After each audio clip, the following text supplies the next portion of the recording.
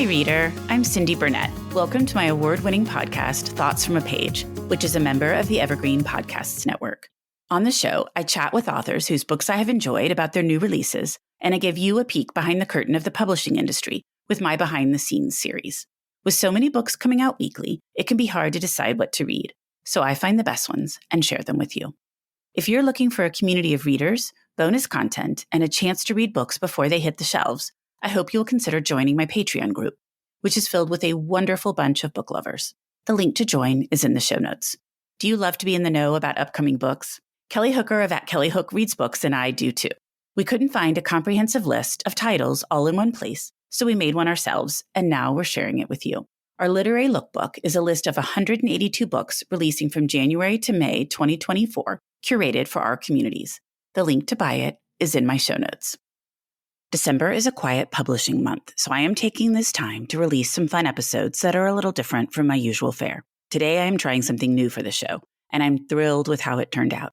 In this episode, I am switching it up, and you get the opportunity to hear from Thoughts from a Page podcast listeners about their favorite or one of their favorite reads of 2023. I am eternally grateful for all of my listeners because without you, I would not be here. Thanks first to all who listen, and second to those who submitted a recording about one of their top reads of 2023. I had a ball listening to the submissions, and I was amazed to realize that there was hardly any overlap. Thanks to everyone who submitted a favorite book of 2023. Enjoy.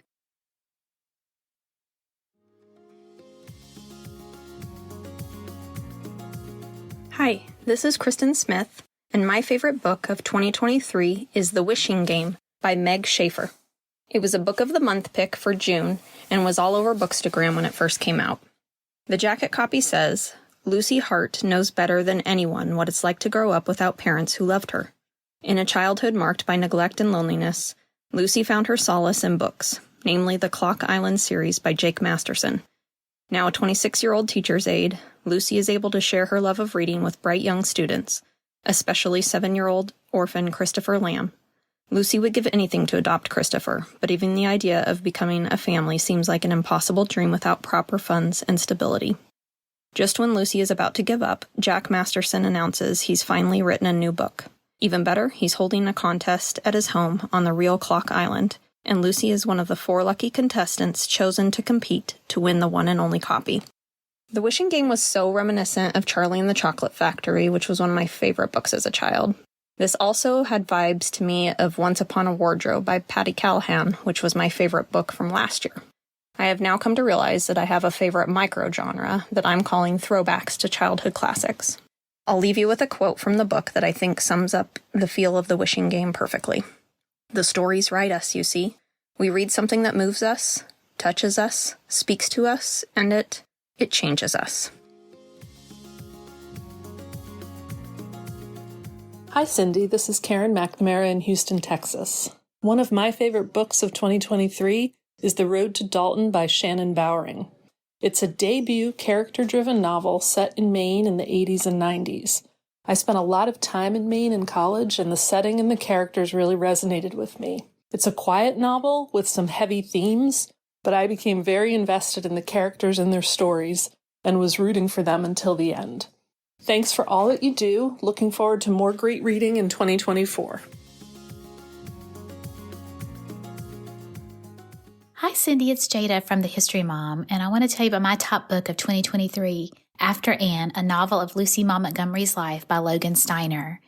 I just loved this look at the life of one of my favorite authors of all time, Lucy Maud Montgomery. She writes these characters like Anne Shirley and Emily and so many winsome characters that just are wistful and playful and have such lovely sayings and ways to talk. But her own life was full of darkness and sadness. And this book really explores that, the history behind Montgomery's life and her professional challenges, her personal challenges, and how she overcame those to write these characters that still live in the hearts of so many people in today's world.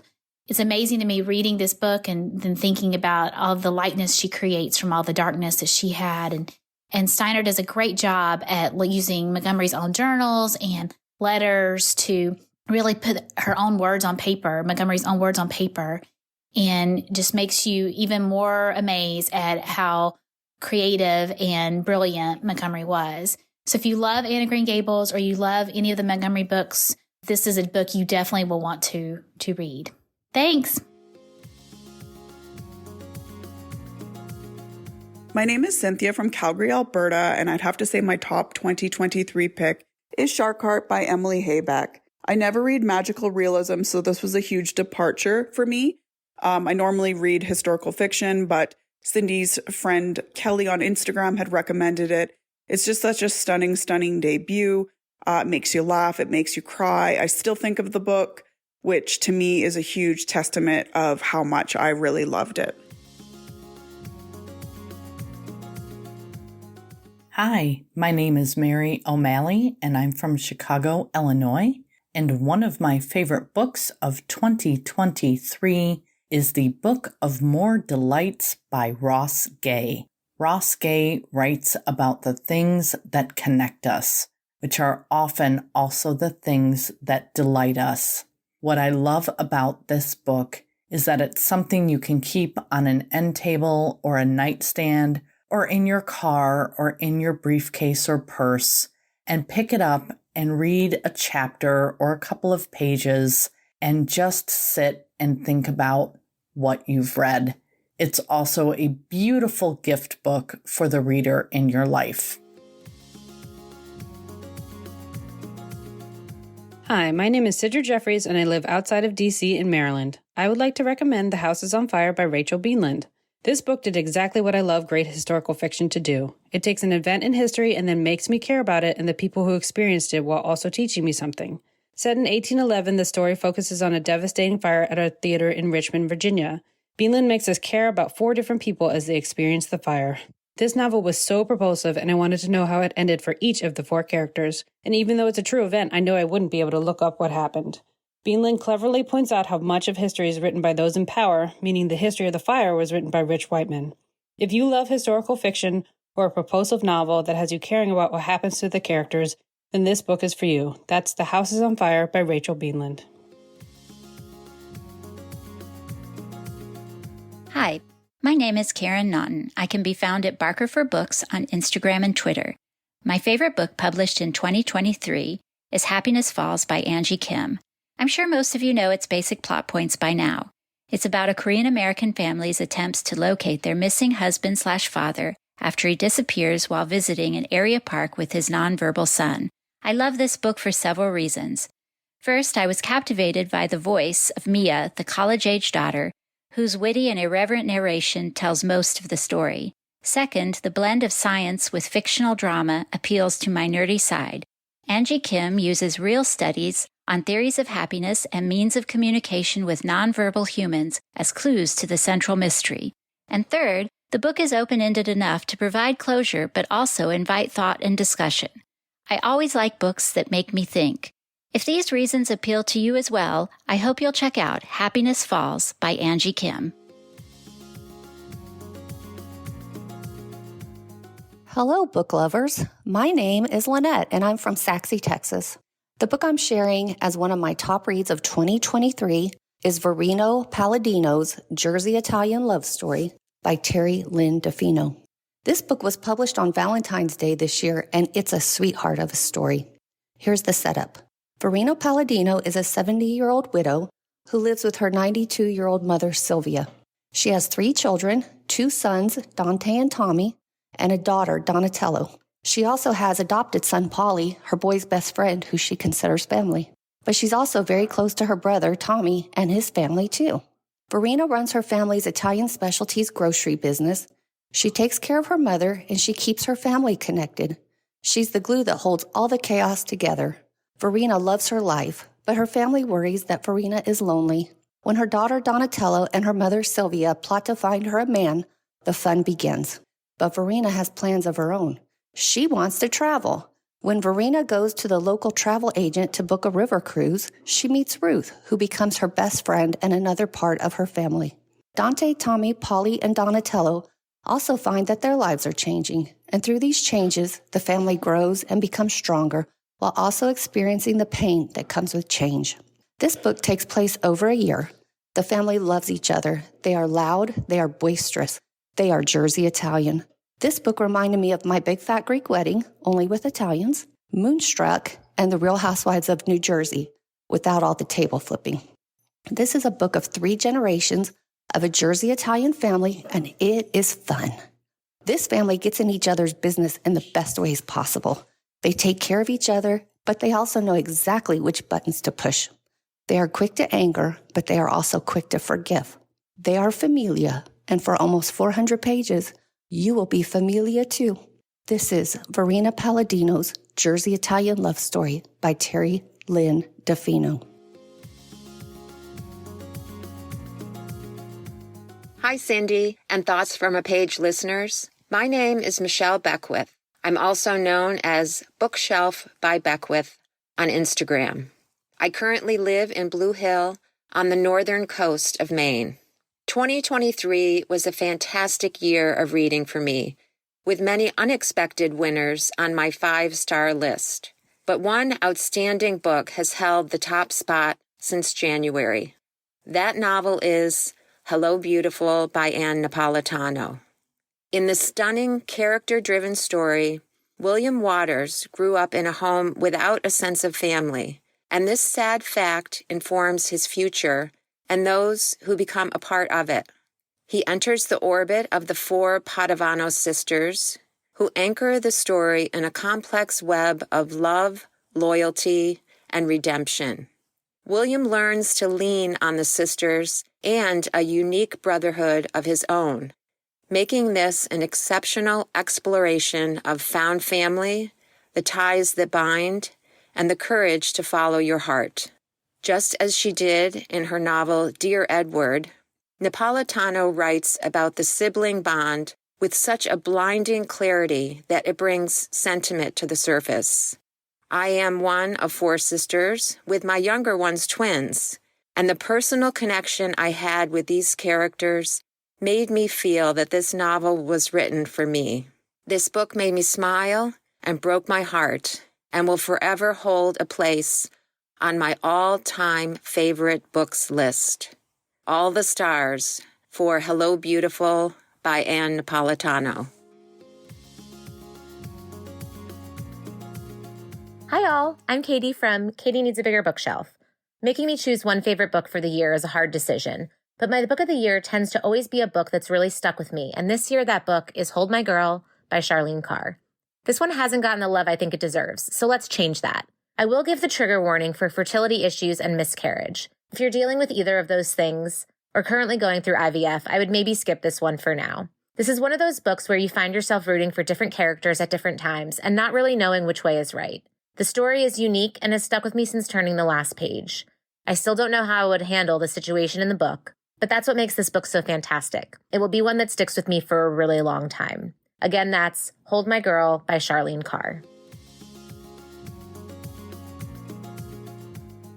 Hi, fellow readers. This is Dee from Cleveland, which for any readers of this year's The Great Transition will know that Cleveland is the home of rock and roll. First, I'd like to give a shout out to Cindy and all the readers that have left book recs or comments on the Thoughts from the Page Facebook page, Instagram, or website. It has really helped me to find better books for my own personal reading pleasure. So thanks. All of which makes this a tougher task to pick my favorite book of the year. I had more books to select from. I could easily have selected the immersive Covenant of Water or the stellar Heaven and Earth grocery store. But when it came down to it, the book that I kept returning to was Tom Lake from Ann Patchett. This book is a warm, gentle hug. Set in Michigan at a family-owned cherry orchard, the family's 3 adult daughters return home to help with the harvest. While working together, there is much time to discuss the mother's past when she worked at a summer stock theater with a handsome young actor who later became quite famous.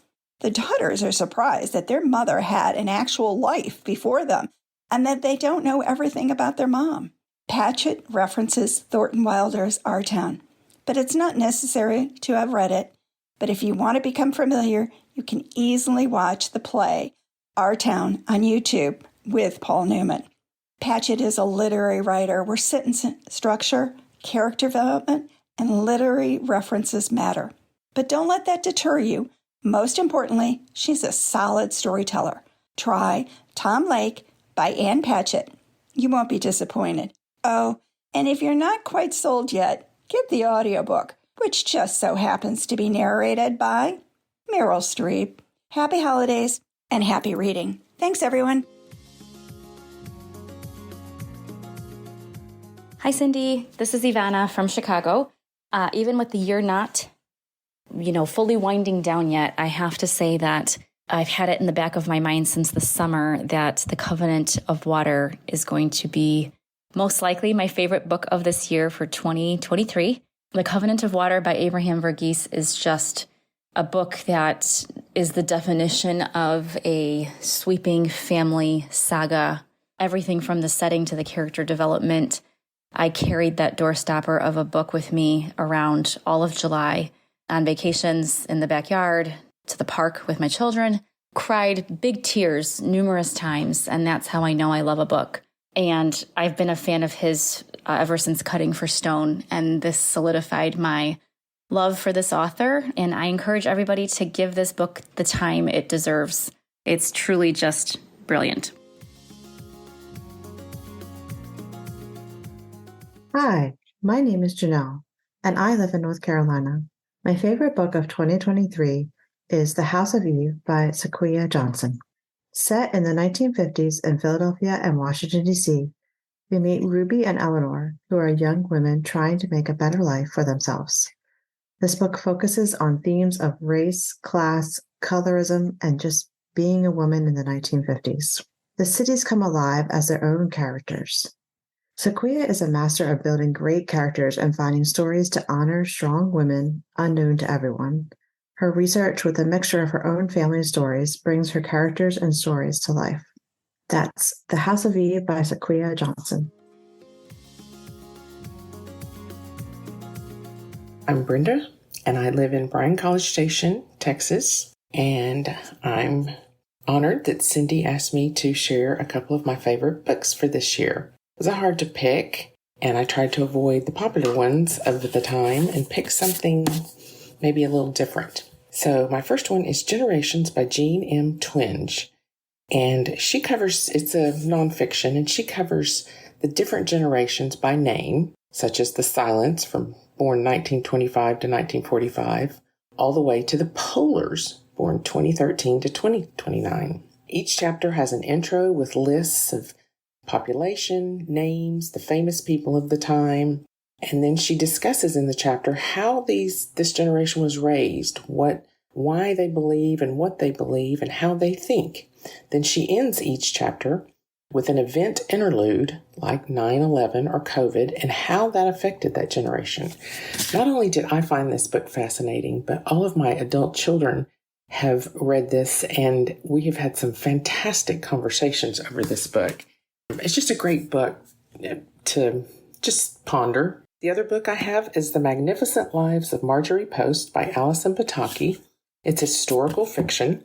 I knew nothing of Marjorie Post, but I knew the Post name for cereal. But how her father came to create it was going to Dr. Kellogg's sanatorium, which was a hospital or clinic, where he was served Dr. Kellogg's cereal. So he goes and creates his own cereal, and later Dr. Kellogg creates cereal. So that is how their business began. And later, as an adult, Marjorie sees the refrigerator freezer coming along, and so she thinks this having frozen vegetables would be a great idea, and later frozen dinners, for women who stay so busy. So she was very entrepreneurial in the business. She was also a philanthropist and very generous. She opened food kitchens during the war. She opened a hospital in France.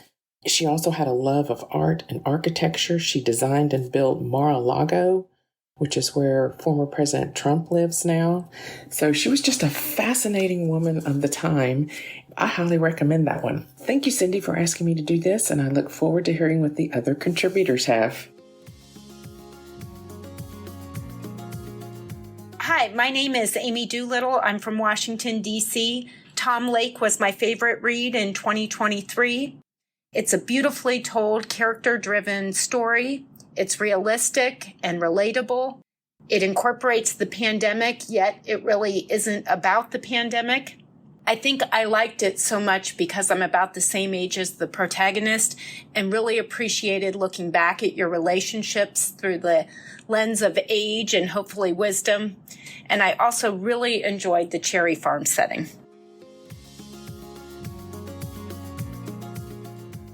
Hi, I'm Megan from King of Prussia, Pennsylvania, and one of my top reads of 2023 is Strange Sally Diamond by Liz Nugent. All I can share about the plot is that Sally took her father's wishes literally and threw him out with the rubbish when he died. This led to an investigation and whirlwind of events that you will not see coming. I recommend going in without reading the synopsis and just let the book take you on a wild ride. The book was very well done, and I loved Sally's character. However, warning that this book may not be for everyone because it is on the darker side. But if you're up for it, it will be a page-turner full of twists that you will not want to put down.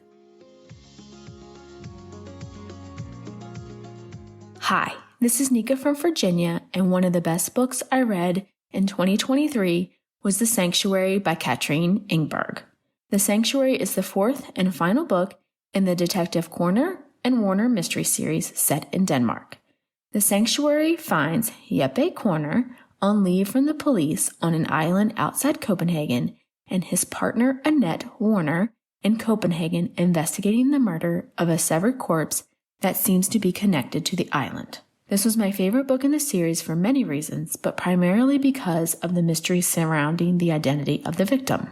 I thought this was a fantastic and fresh plot device, as the whole time I was not only trying to figure out who the murderer was, but also who exactly was dead.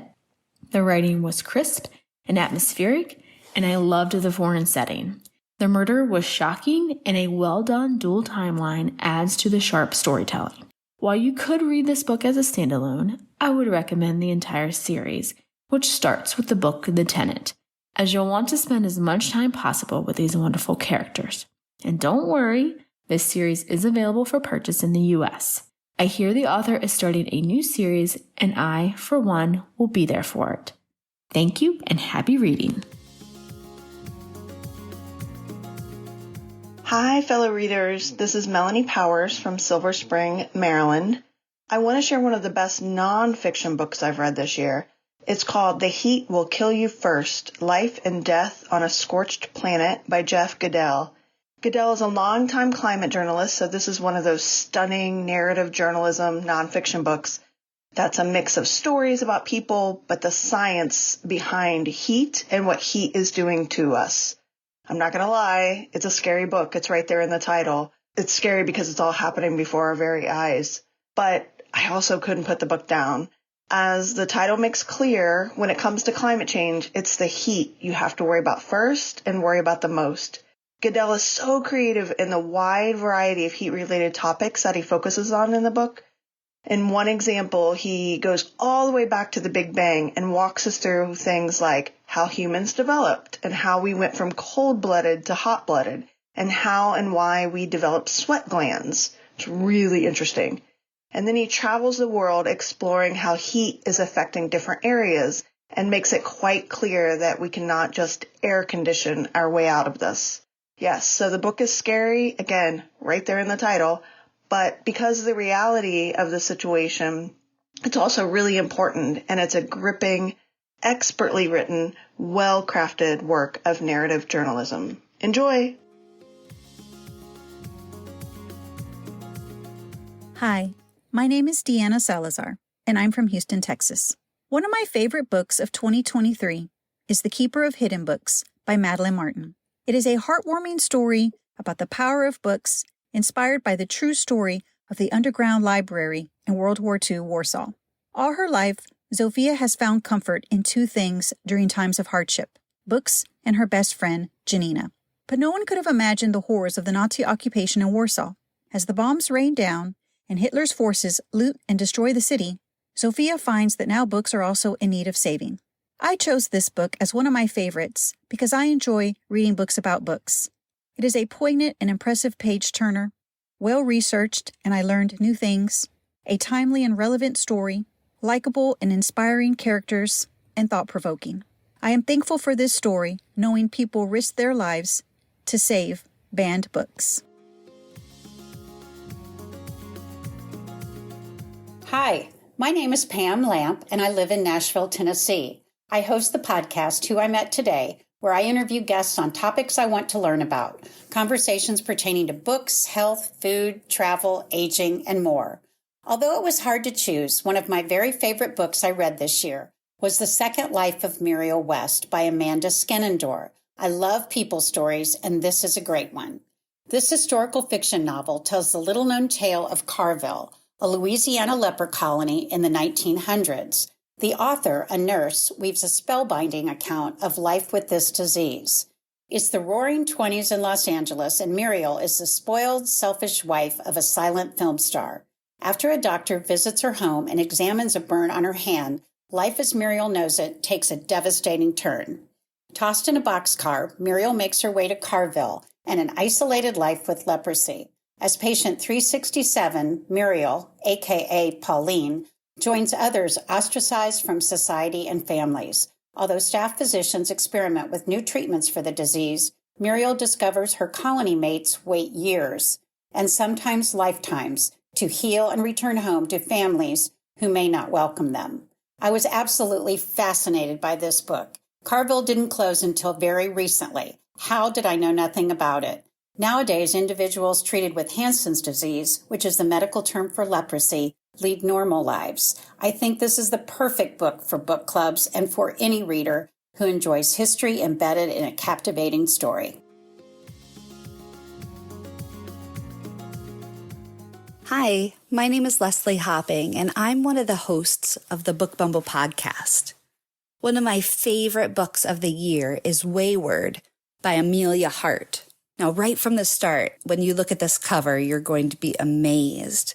And I love the way the author really connects the story so that you'll be able to dissect what each of these parts of the cover mean as you peel back the layers of this book. And boy, does this book have layers. It's an epic family tale over 5 centuries.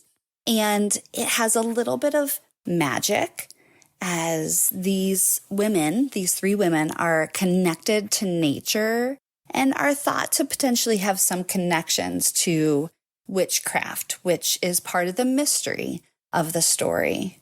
We also have the present timeline, which has a little bit of mystery of Kate, who is fleeing London to kind of come together with part of her family history. And then you have the heart. This story overflows with heart.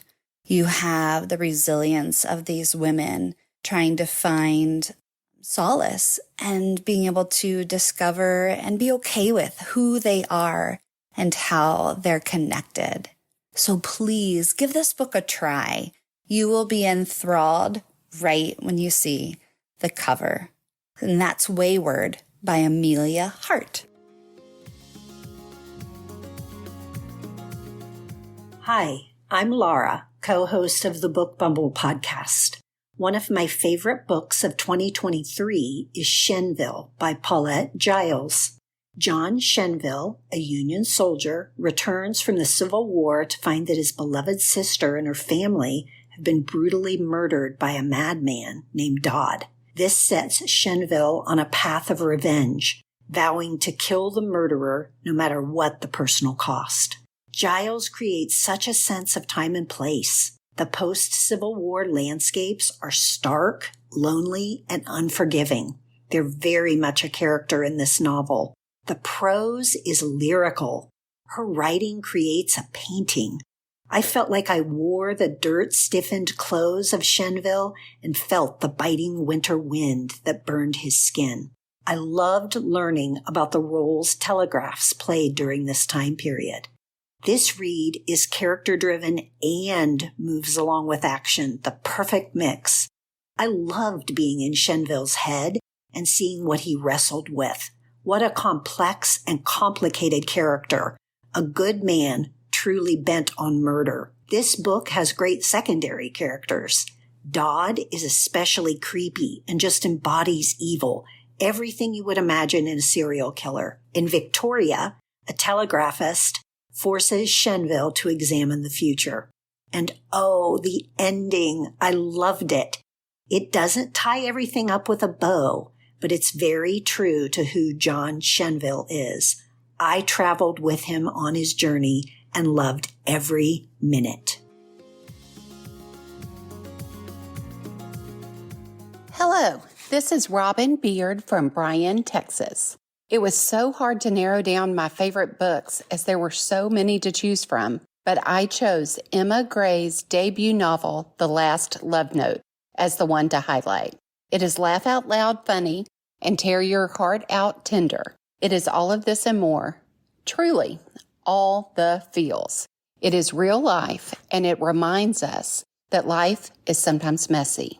Kate is a young mother who is struggling to find her way after losing her husband, Cameron, to a crippling disease. She dives into her work, but somehow always has a crisis, albeit funny ones, that prevent her from fulfilling deadlines. Cue the world's most understanding boss, Hugh. Also cue a hot new neighbor, Jason. Add a meddling mother and a matchmaking best friend to the mix, and you have the recipe for the perfect book. The Last Love Note explores love, loss, and hope in a beautiful way. I laughed and I cried, and I absolutely loved this book. I know you will too. Hey, this is Rue Spence from Kansas City, Missouri. My read of the year would have to be The Mostly True Tale of Tanner and Louise by Colleen Oakley. I found out about this book when Cindy interviewed Colleen on the show earlier this year, and I knew that I just had to read it. The Mostly True Story of Tanner and Louise stars Tanner Quimby, who is a college athlete dropout who is struggling to find herself and dealing with depression after a really bad event took her out of the sport that was all she knew. She finds herself as a live-in caregiver for the little old lady Louise, who is just an absolutely crotchety curmudgeon. They seem to have nothing in common, and something's not quite right with Louise. Tanner starts to notice some odd things, like Louise keeps her back shed locked down like Fort Knox, and then she sees a sketch on TV that the police are looking for someone who looks a little too much like Louise for comfort. One night, Louise barges into her room and says they have to flee now. This cues a cross-country road trip full of mystery, whimsy, tears, and laughter as the two women navigate life with one another while fleeing from we don't quite know what. The story had twists and turns that kept me on the edge of my seat, and the story of intergenerational friendship between women really, really reminded me of my late grandmother, who was my absolute best friend in the world, so it felt like getting to spend time with her. If you love a sweeping road trip story that keeps you guessing and has a whole lot of heart, you're gonna want to read The Mostly True Story of Tanner and Louise by Colleen Oakley. This recommendation is from Heather Green, and she asked me to read it. My name is Heather. I am in Ontario, Canada. I have a book blog called Literature Chick, where I share what I am writing and other bookish-related posts. I chose Dear Mrs. Bird by A.J. Pierce as one of my favorite top reads for 2023. Dear Mrs. Bird is the debut novel for A.J. Pierce and is set in London during World War II. In this book, we meet Emmy Lake and her friend Bunty Tavistock, as well as other memorable characters. The protagonist is Emmy Lake, a brave and adventurous young woman who becomes a secret advice columnist in 1940. She is volunteering as a telephone operator with the Auxiliary Fire Services when she sees an advertisement for a position at the London Evening Chronicle. She has had the dream of becoming a lady war correspondent, and this seems achievable, but the job turns out to be working as a typist for an advice columnist, Henrietta Bird. Mrs. Bird is clear in her instructions that any letters containing subject matter deemed to be unpleasant, like politics, divorce, and intimacy, must go straight into the bin. When Emmy reads letters from women who need advice, she feels she must respond despite Mrs. Bird's strict instructions. As the German planes make their nightly raids, Emmy writes back to the readers in secret, even going so far as to sign the letters from Henrietta Bird. Dear Mrs. Bird is a novel about friendship, forgiving yourself and others dear to you, and perseverance. This is a charming read featuring witty, brave, generous, and entertaining characters with a bit of romance. I really felt Emmy's optimism and determination shine through the writing when reading this book. A.J. Pierce has written a novel with warmth and sad moments, but it is ultimately an uplifting and at times a funny story.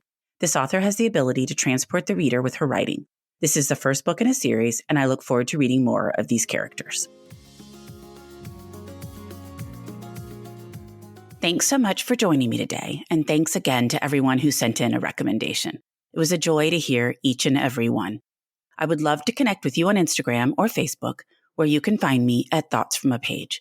If you enjoy the show, please consider joining my Patreon group to access bonus content and support the podcast.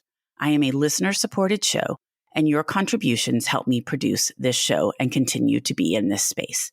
And please tell all of your friends about Thoughts from a Page. Word of mouth does wonders to help the show grow. I hope you'll tune in next time.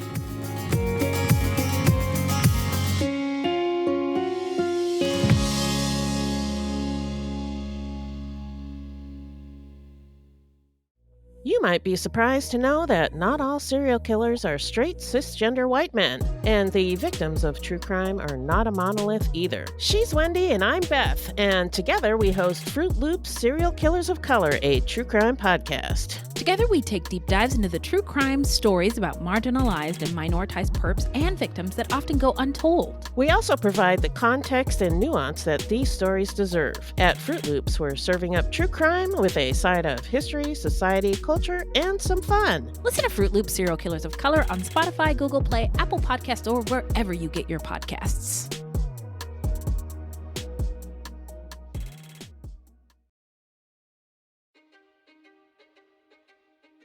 History is complicated. The story of human progress is long, messy, and riddled with controversies big and small. On Conflicted, we dive headfirst into history's most infamous events and contentious figures. We try and untangle the good from the bad, the fact from the fiction, and the monsters from the misunderstood. Was Genghis Khan a murderous butcher or a civic pioneer? Did the Allied powers go too far in firebombing the German city of Dresden at the twilight of World War II? And how did the Marquis de Sade acquire such a sinister reputation? And was any of it true? These are just a few of the tough questions we wrestle with and investigate on Conflicted. So if you love history or just enjoy a good story, please join me, your host, Zach Cornwell, for a fascinating new topic each and every month. Conflicted, a history podcast, is available on Spotify, Apple, or wherever else you get your podcasts. I hope to see you soon.